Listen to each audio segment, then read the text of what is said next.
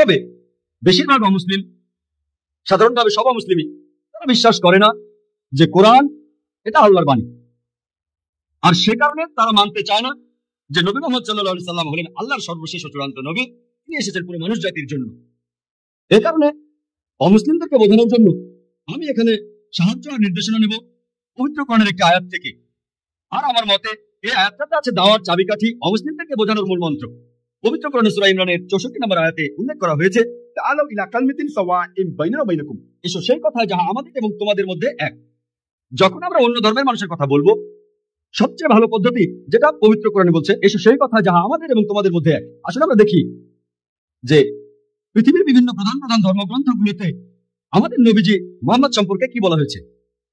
তাহলে এই অমুসলিমরা যদি বিশ্বাস করে এই ধর্মগ্রন্থগুলো যেটা তাদের ধর্মের, যদি সেই ধর্মগ্রন্থে উল্লেখ থাকে, যদি তারা মনে করে যে এটা আল্লাহর বাণী, তাহলে সেই ধর্মগ্রন্থের কথাগুলো তাদের মানতে হবে। আসুন প্রথমেই আমরা দেখি হিন্দু ধর্মগ্রন্থগুলোতে নবী মুহাম্মদ সাল্লাল্লাহু আলাইহি সাল্লাম সম্পর্কে কি বলা হয়েছে। হিন্দু ধর্মগ্রন্থগুলোকে মোটামুটি ভাবে ভাগ করা যায় প্রধানত দুই ভাগে, যেমন শ্রুতি আর স্মৃতি। শ্রুতি অর্থ হচ্ছে যেটা প্রকাশিত হয়েছে, যেটা সবাই বুঝতে পেরেছে, যেটা মানুষ শুনেছে। এই শ্রুতি বিভিন্ন হিন্দু বিশেষজ্ঞদের মতে প্রচলিত আছে যে শ্রুতি হলো ঈশ্বরের বাণী। এটাও প্রধানত দুই ভাগে বিভক্ত, বেদ ও উপনিষদ। বেদ এই সংস্কৃত শব্দটা এসেছে বিদ থেকে, যার অর্থ হচ্ছে মানুষের জ্ঞান। আর বেদ প্রধানত চার প্রকার: ঋগ্বেদ, যজুর্বেদ, সামবেদ ও অথর্ববেদ। যদিও এই বেদগুলো ঠিক কোন সময় থেকে পৃথিবীতে আছে সেটা কেউ জানে না, তবে স্বামী দয়ানন্দ সরস্বতীর কথা অনুযায়ী, যিনি হলেন আর্য সমাজের প্রতিষ্ঠাতা, তিনি বলেছেন যে এই বেদগুলো আসলে এগুলোর বয়স হচ্ছে 131 কোটি বছর। তবে এই বিশেষজ্ঞদের বেশিরভাগই তারা বলেন বেদের বয়স আনুমানিক 4000 বছর। পৃথিবীর কোন অংশে এই বেদ প্রথম এসেছিল সেটা আমরা কেউ জানি না, কার উপরে এটা নাজিল হয়েছিল সেটাও আমরা জানি না। যদিও এইসব ব্যাপারগুলো পরিষ্কার নয়, তারপরও হিন্দুরা মনে করে যে এটাই আল্লাহর বাণী, এটাই হলো সবচেয়ে বিশুদ্ধ আর পবিত্র ধর্মগ্রন্থ যাবতীয় হিন্দু ধর্মগ্রন্থগুলোর মধ্যে। এরপরে গুরুত্ব পাবে তাদের উপনিষদ। এসেছে সংস্কৃত শব্দ থেকে উপা, যার অর্থ কাছে। নি অর্থাৎ নিচে, সদ অর্থাৎ বসা, কাছে এসে নিচে বসা। এককালে শিষ্য ছাত্ররা বসত তাদের শিক্ষকদের পায়ের কাছে, এটাকেই বলা হচ্ছে উপনিষদ। এর অর্থ জ্ঞান, যেটা যাবতীয় অজ্ঞতা দূর করে দেয়। পৃথিবীতে 200-রও বেশি উপনিষদ পাওয়া যায়, তবে হিন্দু রীতি বলে এর সংখ্যা হলো 108। এগুলোর মধ্যে কিছু উপনিষদকে বলা হয়েছে প্রধান উপনিষদ। কেউ বলে 10টা, কেউ বলে 12টা।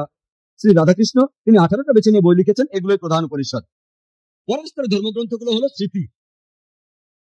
স্মৃতি মানে যেগুলো মনে রাখা হয়, অর্থাৎ স্মরণে রাখা। হিন্দু বিশেষজ্ঞরা বলেন এই স্মৃতি, এই গ্রন্থগুলো মানুষ লিখেছে, ঋষিরা।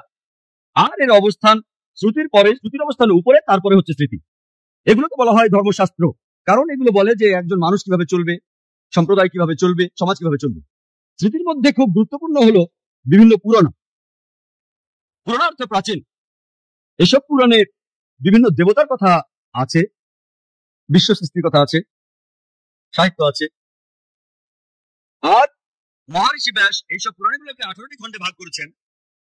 এগুলোর মধ্যে একটা গুরুত্বপূর্ণ পুরাণ হলো ভবিষ্য পুরাণ। ভবিষ্য মানে ভবিষ্যৎ। এই পুরাণ ভবিষ্যৎ নিয়ে কথা বলছে।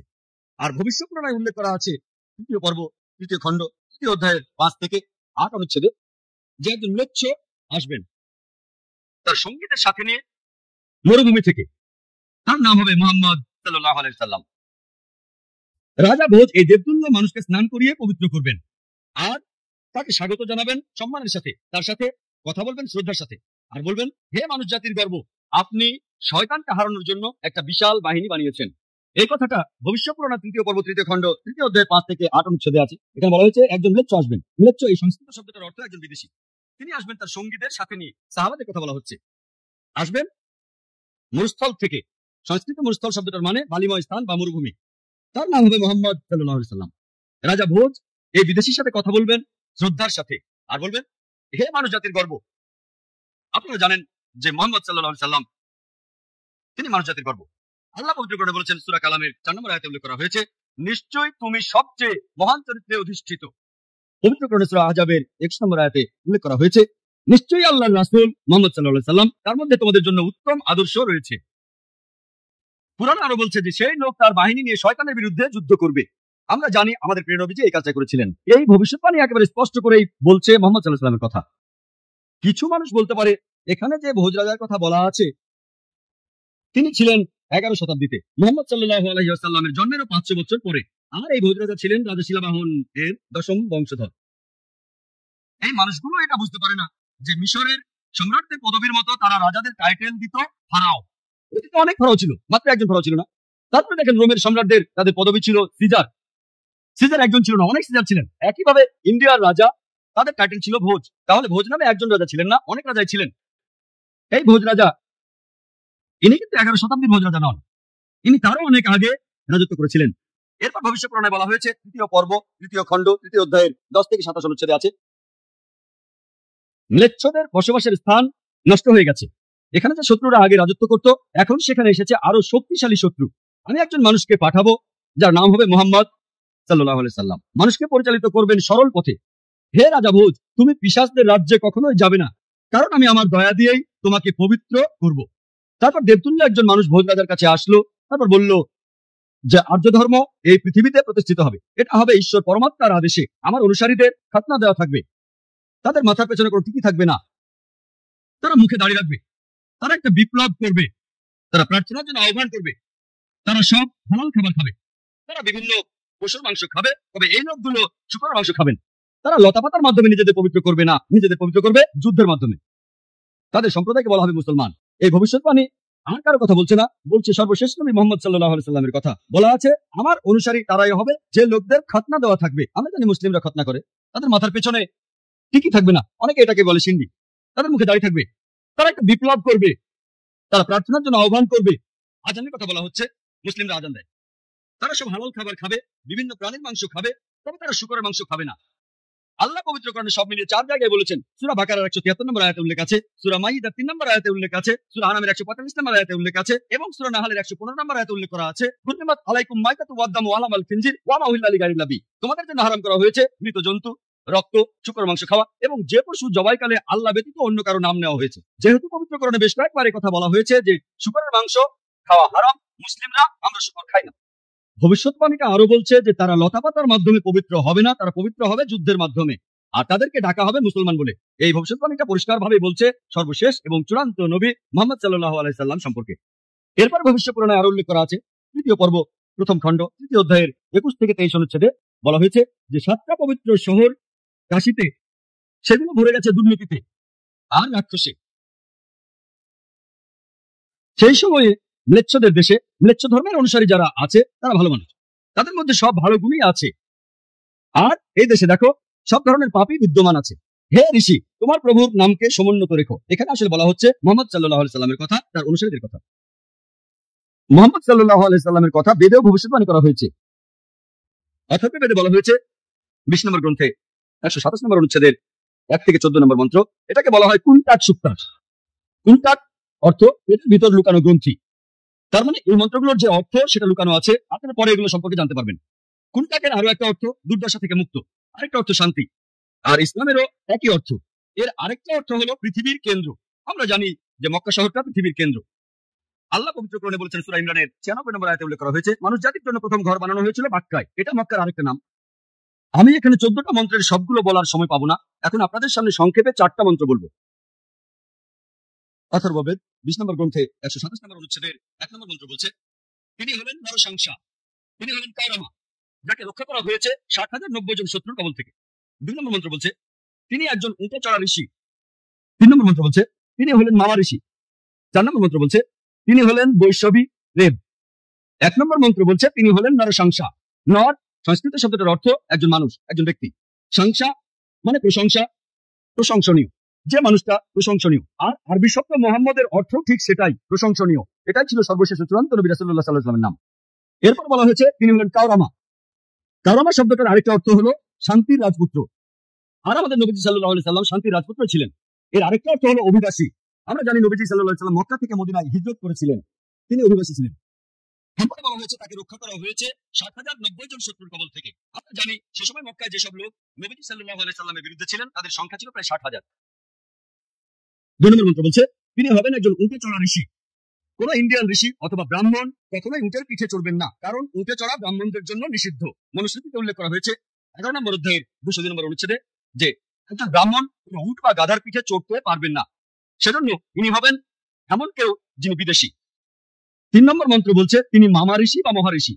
মামা কেউ বলে থাকে মোহাম্মদ, কেউ বলে মহান ঋষি। 4 নম্বর মন্ত্র বলছে তিনি হলেন রেব। রেব অর্থ যে প্রশংসা করে। আমাদের নবীজি সাল্লাল্লাহু আলাইহি সাল্লামের আরেকটা নাম হলো আহমদ, যে প্রশংসা করে, এটার আরবি হলো আহমদ। এটা ছিল আমাদের নবীজি সাল্লাল্লাহু আলাইহি সাল্লামের আরেকটা নাম। অথর্ববেদে মুহাম্মদ সাল্লাল্লাহু আলাইহি সাল্লাম সম্পর্কে আরো ভবিষ্যৎবাণী আছে। 20 নম্বর গ্রন্থে 21 নম্বর অনুচ্ছেদের 6 নম্বর মন্ত্র বলা হয়েছে, এখানে আহজাবের যুদ্ধের কথা বলা হয়েছে। আহজাবের যুদ্ধ এখানে বলা হয়েছে যে এই ঋষিকে রক্ষা করা হবে 10,000 শত্রুর কবল থেকে, আর তিনি এই যুদ্ধে বিজয়ী হবেন লড়াই না করেই। তিনি একজন কারু। এখন সংস্কৃত শব্দ কারু অর্থাৎ যে ব্যক্তি প্রশংসা করে, আরবি করলে যেটা হবে আহমদ, যেটা আমাদের নবীজির আরেকটা নাম। বলা হয়েছে তিনি লড়াই না করেই এই যুদ্ধে জিতবেন, অর্থাৎ আহজাবের যুদ্ধের কথা, যেখানে লড়াই না করেই মুসলিমরা জিতেছিল। আমরা জানি যে সেই যুদ্ধে শত্রুপক্ষের লোকজন ছিল প্রায় 10,000। এরপর আরো আছে অথর্ববেদে 20 নম্বর গ্রন্থ 21 নম্বর অনুচ্ছেদের 7 নম্বর মন্ত্র যে মহান ঈশ্বর ক্ষমতাচ্যুত করবেন 20 জন রাজাকে, আর তিনি রক্ষা করবেন আবান্দুকে 60,090 জন শত্রুর কবল থেকে। সংস্কৃত শব্দ আবান্দু অর্থ হলো এতিম। এই আবান্দু শব্দটার আরেকটা অর্থ হচ্ছে প্রশংসনীয়। আমাদের নবীজি সাল্লাল্লাহু আলাইহি সাল্লামের নাম মুহাম্মদ, এটার অর্থ হচ্ছে প্রশংসনীয়। তাহলে আবান্দু শব্দটার আরবি করলে হবে মুহাম্মদ সাল্লাল্লাহু আলাইহি সাল্লাম। বলা হয়েছে ঈশ্বর ক্ষমতাচ্যুত করবেন 20 জন রাজাকে। আর আমরা জানি যে তখনকার দিনে আনুমানিকভাবে মক্কাতে 20টা আলাদা গোত্র ছিল। মুহাম্মদ সাল্লাল্লাহু আলাইহি সাল্লাম সবাইকে জিতে নিয়েছিলেন। আর সে সময় যারা নবীজি সাল্লাল্লাহু আলাইহি সাল্লামের সাথে বিরোধিতা করেছিল তাদের সংখ্যা ছিল প্রায় 60,000। এই একই ভবিষ্যৎবাণীটা ঋগ্বেদেও করা হয়েছে 1 নম্বর গ্রন্থ 53 নম্বর অনুচ্ছেদের 9 নম্বর মন্ত্রে। তো এখানে তাকে বলা হয়েছে যে সুশ্রামা। সুশ্রামা শব্দটার অর্থ যে ব্যক্তি প্রশংসনীয়, যেটা আমাদের নবীজির নামের অর্থ। নবীজির কথা ভবিষ্যৎবাণী করছে অগ্নি 64 নম্বর মন্ত্র। এখানে বলা হয়েছে যে এই ঋষি তিনি তার মায়ের দুধ পান করবেন না, তিনি মায়ের বুকের দুধ পান করবেন না। আমরা জানি যে নবীজি সাল্লাল্লাহু আলাইহি সাল্লাম তিনি মায়ের দুধ পান করেননি। আর বিবি হালিমা রাদিয়াল্লাহু আনহা তিনি ছিলেন নবীজি সাল্লাল্লাহু আলাইহি সাল্লামের দাইমা। এছাড়াও নবীজি সাল্লাল্লাহু আলাইহি সাল্লামকে বলা হয়েছে আহমদ, যিনি প্রশংসা করেন। অনেক জায়গায় আছে, উত্তরচিকে আছে মন্ত্র নম্বর 1500। এরপর ইন্দ্র 2 নম্বর অধ্যায়ের 152 নম্বর মন্ত্রে, যজুর্বেদের 31 নম্বর অধ্যায়ের 18 নম্বর অনুচ্ছেদে, ঋগ্বেদে 8 নম্বর গ্রন্থ 6 নম্বর অনুচ্ছেদের 10 নম্বর মন্ত্রে, অথর্ববেদে 8 নম্বর গ্রন্থ 5 নম্বর অনুচ্ছেদের 16 নম্বর মন্ত্রে, অথর্ববেদে 20 নম্বর গ্রন্থ 126 নম্বর অনুচ্ছেদের 14 নম্বর মন্ত্রে আছে নবীজি মুহাম্মদ সাল্লাল্লাহু আলাইহি সাল্লামকে আহমেদ বলে ডাকার পাশাপাশি অনেক জায়গায় তাকে আরেকটা নামে ডাকা হয়েছে, সেটা নরসংসা।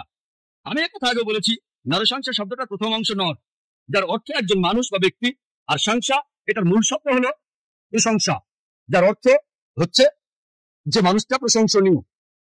তাহলে নবীজি মুহাম্মদ সাল্লাল্লাহু আলাইহি সাল্লামকে নরসংসা অর্থাৎ মোহাম্মদ বলে হিন্দু বিভিন্ন ধর্মগ্রন্থের অনেক জায়গায় উল্লেখ করা হয়েছে। ঋগ্বেদে 1 নম্বর গ্রন্থ 13 নম্বর অনুচ্ছেদের 3 নম্বর মন্ত্রে, ঋগ্বেদের 1 নম্বর গ্রন্থ 18 নম্বর অনুচ্ছেদের 9 নম্বর মন্ত্রে, ঋগ্বেদের 1 নম্বর গ্রন্থ 106 নম্বর অনুচ্ছেদের 4 নম্বর মন্ত্রে, ঋগ্বেদে 1 নম্বর গ্রন্থ 142 নম্বর অনুচ্ছেদের 3 নম্বর মন্ত্রে, ঋগ্বেদে 2 নম্বর গ্রন্থ 3 নম্বর অনুচ্ছেদের 2 নম্বর মন্ত্রে, ঋগ্বেদে 5 নম্বর গ্রন্থ 5 নম্বর অনুচ্ছেদের 2 নম্বর মন্ত্রে, ঋগ্বেদে 7 নম্বর গ্রন্থ 2য় অনুচ্ছেদের 2য় মন্ত্রে, ঋগ্বেদে 10 নম্বর গ্রন্থ 64 নম্বর অনুচ্ছেদের 3 নম্বর মন্ত্রে, ঋগ্বেদে 10 নম্বর গ্রন্থ 182 নম্বর অনুচ্ছেদের 2 নম্বর মন্ত্রে, যজুর্বেদে 20 নম্বর অধ্যায়ের 37 অনুচ্ছেদে, যজুর্বেদে 20 নম্বর অধ্যায়ের 57 অনুচ্ছেদে, যজুর্বেদের 21 অধ্যায়ের 31 অনুচ্ছেদে, যজুর্বেদের 21 অধ্যায়ের 55 অনুচ্ছেদে, যজুর্বেদের 28 অধ্যায়ের 2 অনুচ্ছেদে, যজুর্বেদের 28 অধ্যায়ের 19 অনুচ্ছেদে, যজুর্বেদের 28 অধ্যায়ের 42 নম্বর অনুচ্ছেদে। এভাবে সারাদিন শুধু রেফারেন্স দিয়ে যেতে পারেন যে হিন্দু ধর্মগ্রন্থে এই সব জায়গায় আমাদের নবীজির নাম উল্লেখ করা হয়েছে।